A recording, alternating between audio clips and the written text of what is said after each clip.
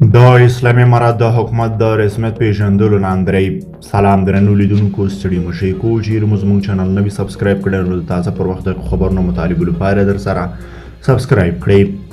د انګلستان په پارلمان کې د افغانستان په رسمیت د پیژندلو لاندې روانې دي. امریکایانو هم خپل نماینده قطر ته لیږلی ترڅو د طالب چارواکو سره په هغو مسایلو بحث وکړي کوم چې باید افغانستان د روان بحراني حالات نه وباسي. د افغانستان په بهترۍ او یا بدترۍ کې همدا دوه هیوادونه مهم او کلیدي رول لري. امکانات ډیر دي چې د افغانستان اوسنی دولت په رسمیت وپیژندل شي.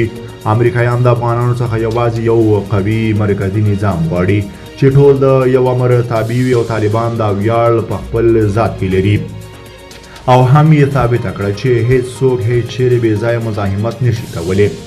په رسمیت پیژندل به افغانانو ته دا ګټه ورسوي چې د نړۍ د مختلفو هیوادونو سفارتونه به یو وار بیا افغانستان ته راشي او د بیارغونې پراختیا، صحت، تجارت، تعلیمي، زراعت، دولتي او نظامي برخو کې به د افغانانو سره د نړیوالو مرستې او همکارۍ یو ځل بیا پیل شي.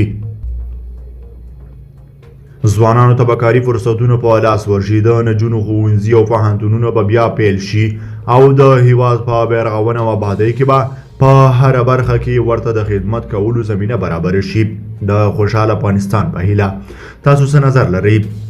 په دې اړه سره خپل نظریات کمنټ کې شریک کړئ او کو چې زموږ چینل نوی سبسکرایب کړئ نو د تازه پر وخت د خبرونو مطالبه لپاره در سره زموږ یوټیوب چینل سبسکرایب کړئ. له ملتیا ومننه چې موږ ساره تر بیا خوات خې چاري